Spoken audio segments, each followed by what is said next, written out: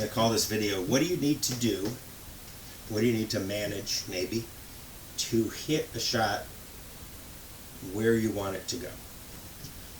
So what you need to manage is obviously this little thing here and where it's pointing. So most of where the shot goes has to do with just where the face is pointing. I know that seems obvious, but intuitively it sometimes doesn't seem so obvious. Intuitively you think the direction that I swing is where it's going to go. So if I swing here, I'm going there. If I swing there, I'm going there, but that's not really right. So where the face points is your start line, and the direction you swing is curved. So if I swing that way, it curves that way. If I swing that way, it curves that way relative to the face. If I swing exactly with my face square to path, it should go straight. So what do you have to manage? I think people should choose a hand. So some people choose the back of their hand, and that's their reference to where the face is.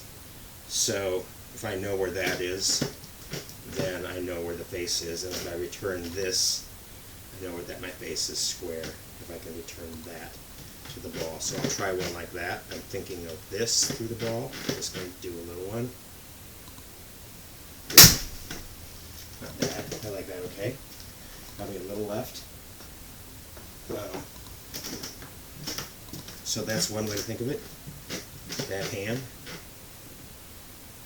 is the club face. And then if you do that, I think then you think this hand is power and that hand is the club face. So the alternative is, I think for right-handers this is often better. If you're right-handed, playing standard right-handed, you can think of this as the club face as well. So I'll just do that one. I'll think of it that way. So I'm thinking that is my club face now. Okay, not bad. It's a little different feeling when you switch hands, switch your awareness from one hand to another. So now, let's say you've got that down. I understand the relationship of my hands to club face, and I know how to focus on that. Where else can things go wrong? So the other aspect, so I get those things all perfect. The other aspect you can change is this. So, and that's what happens, I think, a lot, and you don't know exactly what's going wrong, but if you set up at a certain angle here, if I maintain that angle or come back to that angle at impact, I'll have the club face in the same place. If I change the angle of my spine, I'm going to be either open or closed. So I'll do one first where I change my spine and add spine tilt.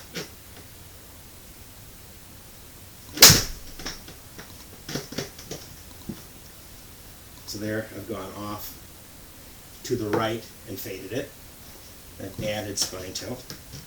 Now, what I more commonly do is I'll flatten my shoulders. I think this is a little more common. People start here and then they flatten their shoulders too soon. So now if I flatten my shoulders,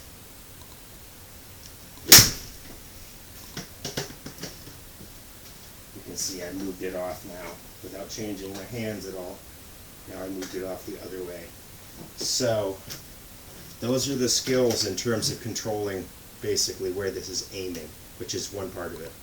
Then where it hits the ground and how centered you are the other parts you want to think about. But so now I'll try to do one where I do everything right. So I'm going to keep this relationship all the way through. It won't change that relationship at all.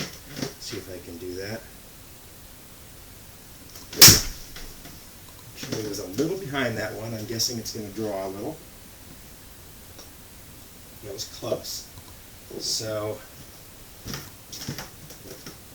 it got a little ahead of me. So I needed to be a little more open. And now I'm going to maintain that relationship. Let's try again. Maintain that relationship through the ball. That one seemed better. Still a little open. So, open, be more aware where my hand is facing. Maybe lighten my grip just a little bit. Focus on my hand relationship and my tilt. See if I can keep everything the same. That's probably better. So that was pretty straight, just a little to the right. So what I was doing is rolling my hand over a little bit through impact. So hand and shoulder, and then release. So you don't want this through the impact area. You want it to be this through the impact area, I think. There are players that create speed by doing some of that, but I think it's pretty hard to time. So for us mere mortals, I would say focus on that hand staying the same. Focus on your shoulder plane staying the same, or your tilt, or whatever you want to call it. And just work on those little swing moves where you just really focus. You just lock in and just focus on just staying right with that through the ball. And then you can just start to make that bigger and bigger. So we've got that idea. Now just make it bigger and bigger. And obviously this will tell you if you're doing it visually and through feel. So if you're locking those elements in, which I would say, so you start with this, get a feeling that this is even in both hands. So not more weight on the back hand, not more weight on the front hand, with your arms both extended. And then find so if I'm too vertical, the weight's all in my right hand. If I tilt too much, the weight's all in my left hand. So I want to find a nice neutral place where the weight is evenly distributed in my hands, and then I've got a nice little tilt at setup that I can kind of stay with. And then if I don't let this happen in my swing, I'm keeping my hand always facing that plane. So I'm creating that sense of control. So the easy way to feel it is to use this and just say, okay, I'm going to keep all those things square, just move that through without doing any rotational movements, without flattening my shoulders. All those things will show up immediately if you're watching the plane and how this thing is moving through. And then get that feeling, watching that plane, aware of what my hands are, how my hands are facing, how my shoulders are moving, how my hips are moving. Getting awareness of all those parts. And then take my club and replicate exactly that. So it felt just like that, unchanging thing. So